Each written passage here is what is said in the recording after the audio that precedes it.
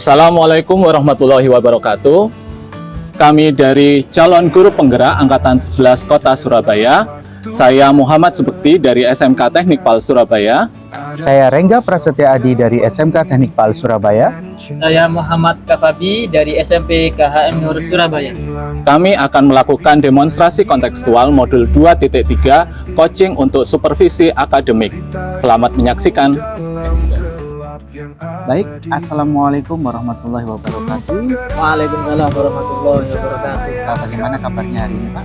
Alhamdulillah Pak Rengga, luar biasa. Wah, luar biasa sekali. Nah, sebelum kita mulai proses coachingnya nanti, di sini saya akan berperan sebagai seorang pengamat atau observer ya, Pak. Nah, nantinya saya akan melihat proses coaching yang telah dilakukan dengan coachingnya. Tentunya sebelum kita mulai percakapan nanti, ada beberapa hal yang ingin saya sampaikan. Yang pertama, agar Bapak tahu nanti bahwa rubrik penilaian yang akan menjadi acuan saya dalam proses percakapan nanti, Pak Abi harus memiliki prinsip dari seorang coach, yaitu kemitraan. Kemudian bagaimana proses kreatif dan memaksimalkan potensi yang tentunya dimiliki oleh coaching, serta Bapak juga harus bisa mengembangkan kompetensi inti yang dimiliki oleh seorang coaching, meliputi present atau kehadiran, kemudian mendengarkan dengan aktif dan mengajukan pertanyaan yang berbobot dengan teknik rasa. Dan saya juga berharap nantinya dalam proses percakapan Bapak melakukan sebuah coaching, Bapak juga menerapkan alur tirta, tentunya yaitu dengan tujuan, identifikasi, kemudian rencana, dan juga tanggung jawab. Itu adalah penilaian yang akan saya lakukan atau saya ajukan dalam ketika saya mengamati Bapak. Apakah Bapak sudah memahaminya? Baik. Selanjutnya, sebelum kita memulai proses coachingnya itu, ada beberapa pertanyaan. Boleh ya, Pak ya? Bisa, boleh. Yang pertama, pertanyaannya adalah kira-kira kompetensi coaching mana yang Bapak ingin kembangkan dalam proses percakapan nanti? Dalam proses percakapan nanti, yang ingin saya kembangkan dalam kompetensi coaching itu yang pertama, mendengar aktif. Kemudian, pertanyaan yang berbobot. Seperti itu, Pak. Wah, luar biasa sekali ya. Berarti nanti yang akan dicari adalah mendengar dengan aktif dan mengajukan pertanyaan yang berbobot.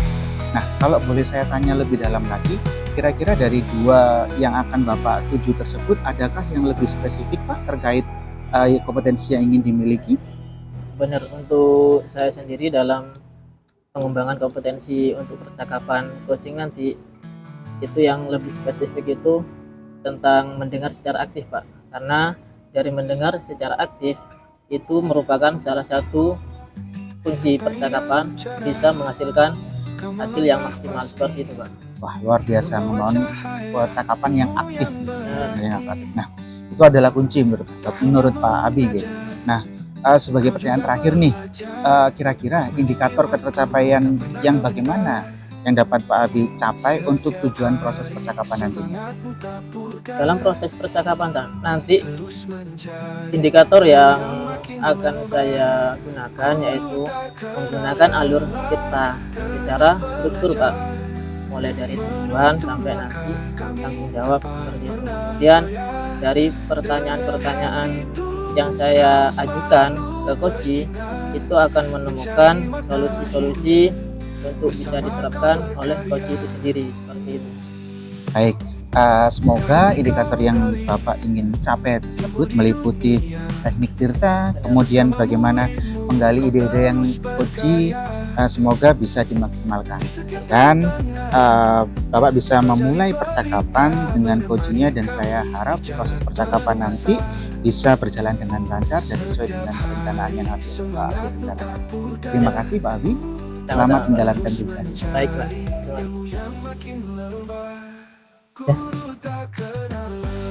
Assalamualaikum warahmatullahi wabarakatuh. Waalaikumsalam warahmatullahi wabarakatuh. Gimana kabarnya Pak Bekti hari ini? Alhamdulillah baik Pak Abi. Baik ya, sehat ya. Sehat. Untuk hari ini kok beda kayak sebelumnya? Kok kelihatannya ada beberapa kendala? Benar. Iya Pak Abi bisa menebak dari raut wajah saya sepertinya.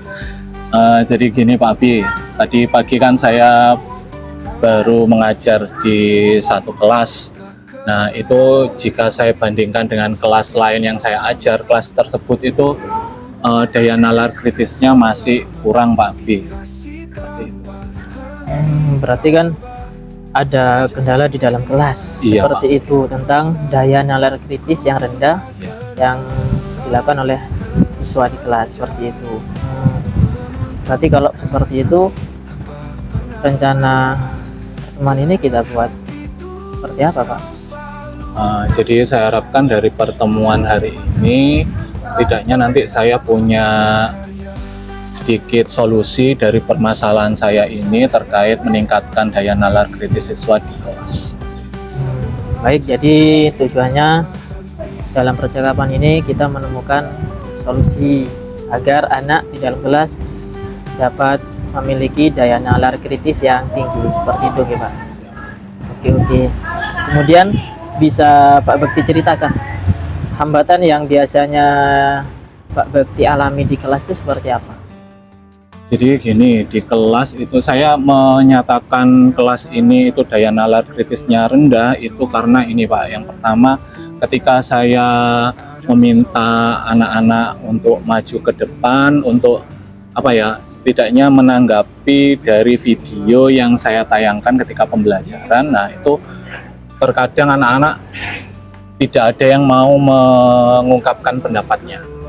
Tapi berbeda hal ketika saya memberikan kesempatan anak-anak itu untuk mengungkapkan pendapatnya melalui sebuah tulisan. Jadi saya berikan selembar kertas, kemudian saya minta anak-anak untuk menempelkan di depan. Nah, itu anak-anak jauh lebih semangat untuk memberikan pendapatnya. Berarti ketika ada media, daya minatnya lebih tinggi daripada nggak ada media. Iya, Pak. Seperti itu nggak Pak? Kemudian dari Pak Bekti sendiri, apakah ada solusi Pak? Nah, jadi dari permasalahan ini sebenarnya saya nanti pengennya itu menerapkan pembiasaan bercerita pengalaman Pak. Jadi setiap kali pertemuan saya harapkan ada 1 atau 2 anak itu yang berani maju ke depan untuk mengutarakan cerita pengalaman mereka lah seperti itu. Kemudian teman-teman yang lain itu memberikan masukan atau pendapat atau umpan balik dari pengalaman atau cerita yang sudah disampaikan oleh teman. Jadi solusinya Pak Bekti itu memberikan kesempatan untuk anak-anak tampil di depan secara bergilir. Kemudian ada umpan balik dari teman yang lain seperti itu Pak. Kemudian ada lagi Pak strategi yang Pak Bekti ingin terapkan? Ada sih Pak, saya pengennya di luar jam pembelajaran juga itu ada satu pelatihan Pak untuk anak-anak. Jadi pelatihan public speaking, jadi supaya melatih anak-anak untuk terampil berbicara di depan. Jadi saya rasa dengan melakukan public speaking itu anak-anak bisa jauh lebih luas lah untuk menyampaikan pendapat, kemudian ketika bercerita pengalaman itu juga lebih terstruktur seperti itu Pak. Berarti ada 2 strategi nih Pak ya? Iya Pak. Yang satu di dalam kelas, yang satu di luar kelas. Iya. Kemudian Pak, kalau misal nanti di tengah perjalanan atau strategi yang Bapak lakukan ini ada gangguan lagi, kemudian tindakan Bapak seperti apa? Jadi saya harap sih untuk gangguan, kalau ada gangguan lagi ya mungkin memberikan motivasi, mungkin motivasinya bisa berupa reward. Jadi anak-anak yang sudah maju ke depan itu nanti dinilai oleh teman-teman yang lain. Kira-kira penampilannya seperti apa, sudah bagus atau sudah cukup bagus atau masih perlu dikembangkan lagi seperti itu. Jadi yang penampilannya sudah bagus nanti saya beri reward dan itu atas penilaian dari teman-temannya. Baik sekali. Itu bagus sekali Pak. Untuk apa? Berarti jenengan sudah ada gambaran tentang ketika nanti misal contoh ke depan ada hambatan yang mungkin terjadi di lapangan kan seperti itu. Kemudian untuk rencana yang Bapak tadi jelaskan, apa yang akan direalisasikan Pak? Ya, jadi karena minggu ini sudah masuk minggu-minggu penilaian tengah semester, jadi rencana saya untuk penerapan pembiasaan bercerita ini nanti setelah penilaian tengah semester ini berakhir. Jadi ketika pembelajaran nanti saya sudah mulai menerapkan ini Pak. Berarti dalam waktu dekat ini ya Pak ya? Iya Pak. Baik-baik, bagus sekali Pak. Semoga aja apa yang nanti kita diskusikan tadi, percakapan ini mendapatkan hasil yang maksimal di kelas. Kemudian selanjutnya ketika selesai percakapan ini, apakah kita ada kesempatan lagi Pak untuk percakapan lagi di kemudian hari mungkin? Iya Pak, Seperti itu. saya sebenarnya pengen sekali Pak kita ketemuan itu terjadwal. Jadi secara rutin saya bisa melakukan apa ya istilahnya curhat dengan Pak Abi, kira-kira permasalahan-permasalahan saya ini nanti penyelesaiannya seperti apa. Pengennya ada lagi. Pun ini setelah saya menerapkan pembiasaan ini pasti nanti ada muncul permasalahan yang lain lagi pasti itu Pak. Berarti nanti ada lagi yang pertemuan Iya, seperti Pak. ini ya Pak ya. Oke. Seperti itu. Baik Pak, ya semoga apa yang tadi kita diskusikan, kita obrolkan tentang permasalahan yang ada di Pak Bekti, semoga bisa direalisasikan di sekolahnya Pak Bekti seperti itu. Semoga saja Pak. Terima kasih Pak Abi. Sama-sama Pak. Assalamualaikum. Waalaikumsalam. Baik Pak, tadi saya sudah mengamati proses percakapan yang Bapak lakukan dengan Koji yang terkait proses coaching. Ini sudah ada beberapa catatan, namun sebelum saya sampaikan, saya ingin menanyakan beberapa hal, apakah boleh Pak? Boleh. Baik. Untuk yang pertama, pertanyaan yang pertama yang akan saya lakukan tadi saat coaching, dengan hasil catatan saya bahwa Bapak sudah memberikan sebuah prinsip kemitraan, bagaimana tadi saya melihat Bapak senantiasa memberikan kedudukan yang sama terhadap rekan Bapak sebagai coach dan juga melakukan prinsip proses yang kreatif di mana Bapak berusaha menggali kreativitas terkait dengan coachnya untuk mengeluarkan solusi-solusi yang dihasilkan oleh coach. Dan Bapak tadi sudah memberikan pertanyaan yang berbobot sehingga solusi yang dihadirkan oleh coach itu menjadi maksimal. Nah, ini sesuai dengan PR kita tadi sebelum kita melakukan supervisi. Tadi Bapak mengharapkan ada dua, yaitu yang pertama menjadi pendengar yang aktif dan juga mengajukan pertanyaan pribadi. Dari apa yang saya amati ini, Pak Abi sudah melaksanakannya dengan sangat baik, dan yang paling penting adalah bagaimana percakapan itu dibangun dengan proses tirta, di mana Bapak sudah memulai tujuan, kemudian juga mengidentifikasi masalah, merencanakan, serta membangun tanggung jawab. Alhamdulillah, secara gambaran umum dari catatan yang saya buat, Bapak sudah melakukan proses coaching dengan sangat baik. Ya. Nah, ini ada beberapa pertanyaan terakhir, Pak. Jadi berdasarkan hasil coaching tadi, kira-kira kompetensi apa lagi yang ingin Pak Abi kembangkan dari proses coaching? Dari proses coaching ke depan itu yang akan saya gunakan itu lebih memperdalam tentang pertanyaan-pertanyaan yang berbobot. Agar apa? Agar semua potensi yang ada pada coaching itu bisa menyebut, bisa disampaikan dan Semoga nanti apa yang Pak Abi harapkan terkait membuat pertanyaan-pertanyaan yang lebih tajam dan berbobot bisa Bapak terapkan dalam melakukan coaching di tahap selanjutnya. Saya ucapkan terima kasih, semoga sukses ke depannya dalam melaksanakan coaching. Terima kasih Pak Abi sudah meluangkan waktunya. Saya akhiri, kali ini kita akhiri dulu mungkin ya. Assalamualaikum warahmatullahi wabarakatuh. Waalaikumsalam warahmatullahi Sukses Pak Abi. wabarakatuh. Terima kasih Pak Rengga. Oke, selamat sore Pak Abi. Sore Pak Rengga. Bagaimana kabarnya? Alhamdulillah Pak Rengga. Alhamdulillah sekarang saya baik. Tapi ada sedikit pikiran yang ada di kepala saya Pak. Baik, karena percakapan kita kali ini singkat, kira-kira apa yang menjadi beban pikiran dari Pak Abi? Baru Pak, ini memang ada beberapa permasalahan yang ada di sekolah saya Pak. Masalah siswa itu saya lihat itu akhir-akhir ini di kelas itu setelah istirahat jumlah siswanya berkurang, dan kadang juga ketika saya cek di kelas lain, oh ini kok beda daripada saya bandingkan di awal tadi ketika saya masuk di pagi hari seperti itu. Jadi ada perbedaan ya Pak ya, ketika Bapak berangkat di pagi hari dan di siang hari ternyata ada jumlah siswa tanpa keterangan itu semakin meningkat. Benar Pak, ya ada kekurangan di dalam kelas jumlah siswanya. Kalau boleh tahu skala permasalahan nih menurut Pak Abi mulai dari 1 sampai dengan 10 kejadian siswa yang pulang mendahului tersebut apakah cukup serius menurut Pak Abi? Skalanya 1 sampai 10 berapa ya Pak Abi? Menurut saya itu 10 itu kan udah paling parah sih Pak ya. Siap. Jadi skala yang saya alami ini kalau diangkakan itu sudah mendekati 8 atau 8 seperti itu. Itu sudah saya kalau nggak ada tindakan dari sekolah ya ini berbahaya karena akan efek ke kelas-kelas yang lain seperti itu Pak. Bisa menjadikan budaya ya Pak Abi ya terkait anak-anak yang pulang mendahului. Nah, kalau menurut Pak Abi nih, kira-kira untuk mengatasi hal tersebut kekuatan apa yang dimiliki menurut Pak Abi untuk bisa menekan?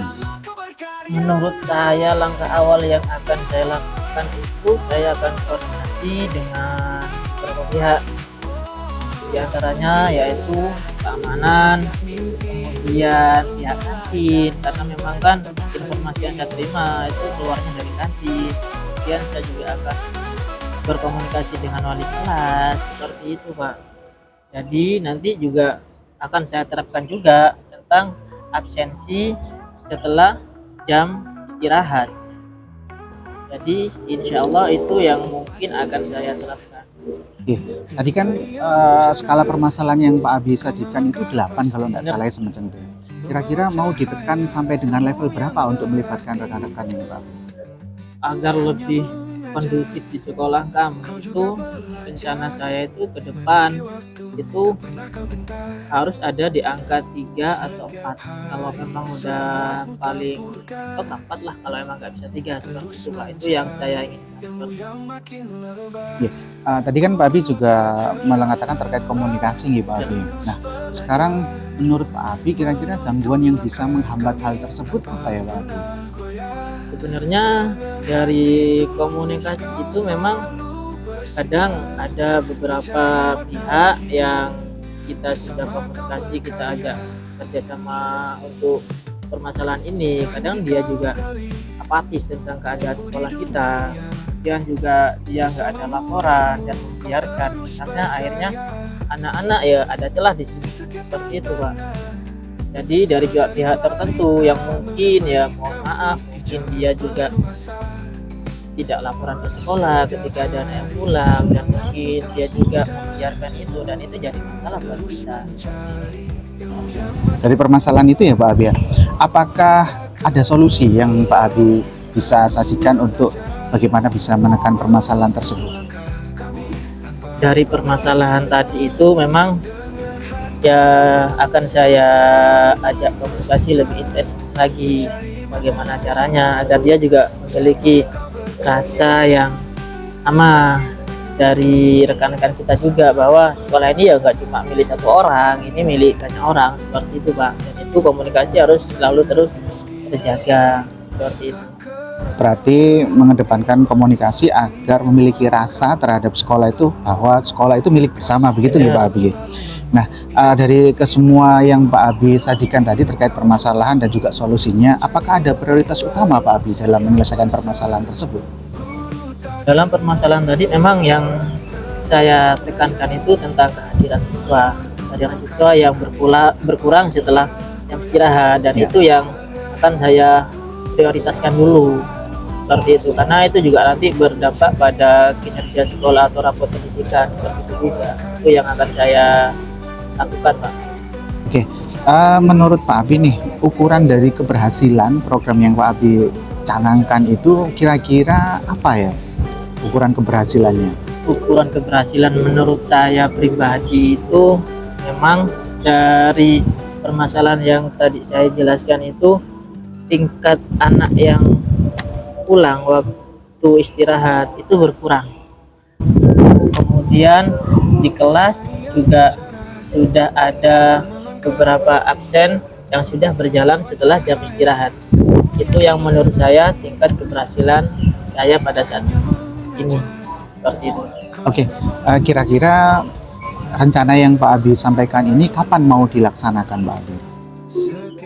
inginnya saya itu ya segera Pak, karena kan kalau semakin lama saya melakukan ini atau menindak permasalahan ini akan semakin parah nantinya, takutnya berdampak kepada anak kelas 7.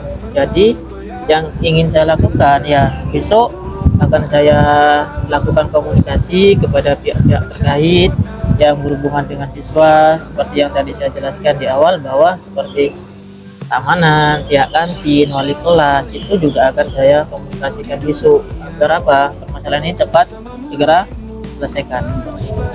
Wah, bagus sekali Pak Abi terkait bagaimana solusinya untuk mengatasi anak-anak yang pulang mendahului.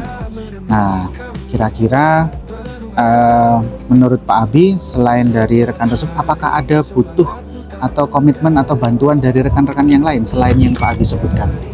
Benar Pak, sebenarnya kalau mengandalkan pihak-pihak tertentu yang tadi sudah saya jelaskan itu ya agak kurang dan memang butuh tenaga yang ekstra, dan saya memang membutuhkan pihak-pihak lain seperti guru mapel, tak cuma wali kelas, guru mapel juga perlu untuk ikut serta adil dalam penyelesaian masalah ini. Salah satu contohnya yaitu ketika jam istirahat, guru mapel yang masuk di situ ya dia harus ngabsen untuk menekan tingkat permasalahan yang ada di sekolah itu seperti itu. Oke, baik, ini tadi terkait permasalahan sudah Pak Abi sampaikan. Kira-kira setelah Pak Abi melakukan percakapan kali ini, bagaimana perasaan Pak Abi sekarang? Alhamdulillah sih Pak, agak lega karena memang ya tadi sebelum saya ke sini itu ada beberapa yang saya pikirkan. Kemudian setelah saya ngobrol sama Pak Rengga ini, ya ternyata sudah ada gambaran untuk langkah saya ke depan menindaklanjuti permasalahan ini. Oke, saya tunggu aksi selanjutnya. Semoga permasalahan yang ada di sekolah Pak Abi bisa ditekan, bahkan kalau bisa diminimalisir dan juga tidak ada. Selamat menjalankan tugas Pak Abi, saya tunggu cerita-cerita selanjutnya. Siap Pak, nanti akan saya kabari Pak untuk masalah ngobrol seperti ini lagi, karena memang saya juga butuh teman untuk permasalahan saya pribadi seperti itu. Siap. Dan permasalahan sekolah. Terima kasih Pak Abi. Oke, sama-sama Pak. Assalamualaikum. Saya juga terima kasih. Waalaikumsalam warahmatullahi wabarakatuh. Assalamualaikum warahmatullahi wabarakatuh, Pak Rengga. Waalaikumsalam warahmatullahi wabarakatuh, Pak Bekti. Pak Rengga, mohon izin hari ini kita melakukan percakapan coaching deh. Siap. Pak Rengga kemarin kan sudah mencari saya dan baru hari ini kita bisa ketemu di sini. Iya. Betul. Kira-kira Pak Rengga mencari saya kemarin tujuannya apa Pak? Begini Pak Bekti, saya ini ada sedikit permasalahan dalam hati saya. Secara fisik saya memang nggak ada masalah, tapi secara mental dan pikiran ini ada sedikit permasalahan Pak. Silakan diceritakan mungkin masalahnya apa Pak? Oh iya, terima kasih Pak Bekti. Jadi ketika saya melakukan proses kegiatan pembelajaran nih Pak Bekti ya, kita kan melakukan yang namanya observasi awal. Nah, observasi awal ini saya gunakan adalah kesiapan belajar. Nah, pada saat saya melakukan kesiapan belajar, tentunya dari situ saya bisa mendapatkan anak-anak dengan kesiapan belajar tertentu. Nah, dalam proses kesiapan belajar tertentu, kemudian saya melakukan pengelompokan terhadap anak-anak yang nilai belajarnya atau kesiapan belajarnya itu di bawah. Nah, ternyata ketika sudah saya melakukan observasi tersebut, pada proses pelaksanaannya ada yang protes anak-anak. Ada yang protes dan mengatakan bahwa dia merasa atau dia menanyakan, Pak, berarti saya berada di kompetensi atau level yang bawah dong kalau saya dikelompokkan dengan teman-teman tersebut. Jadi ini yang membuat saya menjadi gundah, Pak. Jadi ada anak-anak yang apa ya istilahnya protes gitu ya Pak, karena dia dikelompokkan di kelompok yang rendah. Iya. Nah, harapan Pak Rengga dari pertemuan kita kali ini apa kira-kira? Nah, tentunya saya berharap setelah saya menyampaikan beberapa permasalahan yang saya dapati, saya harapkan ada solusi nih Pak Bekti dari permasalahan yang saya hadapi nanti. Kalau dinilai, ini kan sebuah permasalahan, kalau dinilai dari rentang 1 sampai 10, kira-kira permasalahan Pak Rengga ini berada pada skala berapa Pak? Kalau saya bilang level permasalahan, ini menurut saya sudah sangat tinggi Pak. Sangat Budi. tinggi ya. Iya, jadi di level 8 sampai 8,5 mungkin Pak. Terus dari level 8 itu Rengga ingin diturunkan menjadi level berapa Pak? Keinginannya itu seminim mungkin, Seminim kalau bisa mungkin. tidak ada atau nol ya. Tapi tentunya ini memang butuh tahapan proses. Jadi saya tidak target mulu. Saya kepinginnya untuk saat ini kita turunkan sampai dengan level 6. Level 6 ya. Nah, jadi Pak Rengga tadi kan juga mengatakan kalau misalkan ingin ada tahapan atau proses untuk mengatasi permasalahan ini. Kira-kira langkah awal apa nih Pak Rengga yang ingin Pak Rengga lakukan supaya permasalahan di kelas ini bisa Pak Rengga atasi? Ya, terima kasih Pak Budi. Tentunya dalam proses penyelesaian ini, menurut saya nih Pak Budi, saya akan melakukan beberapa proses terkait kegiatan pembelajarannya tentunya. Nah, kalau kita studi lebih lanjut, ternyata memang anak-anak yang mengatakan bahwa kok saya dikelompokkan di kelompok ini, itu ternyata ada kesiapan belajar memang tidak terpenuhi. Nah, dari situ ternyata anak-anak itu memang di lingkungan di rumahnya dia tidak mempersiapkan pembelajaran berikutnya dengan sangat baik. Nah, oleh karena itu ke depan saya akan mengajak atau bekerja sama mulai dari wali murid, kemudian juga wali kelas Pak, jadi agar berperan aktif dalam mengontrol anak ini bukan hanya di sekolah tapi juga di rumah seperti itu. Jadi ada beberapa pihak yang ingin Pak Rengga ajak kerjasama ya, Iya, berarti tentunya seperti itu. wali kelas, wali murid. Mungkin ada dengan pihak yang lain lagi Pak Rengga selain wali kelas sama wali murid. Baik, tapi terkait itu ya Pak Budi, mungkin saya juga akan mengevaluasi diri saya sendiri terkait bagaimana mungkin ke depannya ketika setelah saya melakukan proses kegiatan pembelajaran, saya akan melakukan refleksi sekaligus untuk menyampaikan bahwa pembelajaran berikutnya apa. Nah, selain dari itu saya juga akan melibatkan peran dari kurikulum, kemudian juga humas dan tentunya izin dari Bapak Kepala Sekolah Pak Budi. Dari langkah-langkah yang sudah Pak Rengga ambil nih, sudah Pak Rengga rencanakan, kira-kira ada hambatan nggak Pak? Kira-kira hambatan apa gitu yang mungkin muncul ketika Pak Rengga menerapkan itu semua? Kalau dibilang hambatan tentunya pasti ada Pak. Bagaimana kita mengondisikan beberapa pihak atau banyak pihak untuk bisa aktif dalam meningkatkan kegiatan pembelajaran. Nah, hambatan salah satunya adalah terkait peran dan kerjasama wali murid terhadap pengawasan anak-anak di rumah. Kalau di sekolah kita bisa melibatkan mulai dari guru, wali kelas, tapi kalau di rumah wali murid ini banyak yang sibuk mungkin ketika bekerja dan kontrol terhadap anak-anaknya itu jadi berkurang. Nah, kali menurut saya adalah salah satu hambatannya. Mungkin ada solusi Pak terkait untuk mengatasi hambatan tersebut. Ya, baik. Kalau menurut pandangan saya terkait solusinya sebenarnya di samping anak-anak yang berprotes semacam itu kan ada anak-anak yang kesiapan belajarnya itu bagus. Nah, ketika saya tanya kenapa kamu bisa mendapatkan atau punya kesiapan belajar yang lebih bagus, ternyata ketika di rumah peran orang tua juga ikut menanyakan bagaimana di sekolah, terus ngapain saja. Nah, dari situ mungkin saya akan melakukan yang namanya sharing praktik baik, tapi bukan hanya untuk dari rekan-rekan guru, tapi ini sharing praktik baik terhadap wali peserta didik. Jadi itu Pak Budi. Oke, berarti untuk mengatasinya salah satunya nanti ada yang namanya sharing praktik baik Ya, antar wali murid. wali murid berarti ya. Pak Budi. Bagus sekali nih Pak Rengga. Kira-kira Pak Rengga ingin menerapkan ini kapan Pak? Ya, terima kasih. Tentunya untuk menerapkan dan melibatkan beberapa pihak ya, ini butuh waktu. Dan saya mungkin kalau ditanya berapa lama, mungkin bisa 3 minggu Pak Budi. Untuk proses penyiapannya mungkin seminggu untuk membangun atau berkomunikasi dengan wali murid yang berhasil mendidik anak-anaknya itu bisa memiliki kesiapan belajar yang baik. Lalu di minggu berikutnya bisa berkomunikasi dengan pihak kurikulum, kemudian humas, dan juga dengan Bapak Kepala Sekolah untuk tentunya disampaikan melalui komite sekolah, sehingga nanti setelah 3 minggu kita bisa melakukan action terkait sharing praktik baik terhadap wali murid yang berhasil dalam mendidik anak di rumah. Menarik sekali nih program-program yang atau solusi yang ditawarkan Pak Rengga ini untuk mengatasi permasalahan itu ya. Semoga saja dari solusi-solusi yang ditawarkan Pak Rengga ini bisa terrealisasi, kemudian permasalahan terkait terkait asesmen awal tadi yang ada mungkin yang protes, jadi bisa ya sedikit diminimalisir. Saya tunggu cerita-cerita selanjutnya Pak Rengga, ini kayaknya menarik sekali nih program yang dibuat Pak Rengga. Siap. Terima kasih Pak Bekti. Terima kasih Pak Rengga atas waktunya.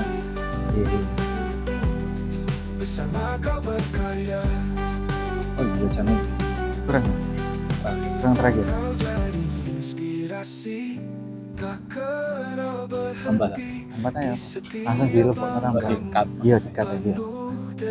Oke Pak Rengga, jadi pertanyaan terakhir nih Pak Rengga, apa nih hasil dari percakapan kita hari ini? Ya, terima kasih Pak Bekti.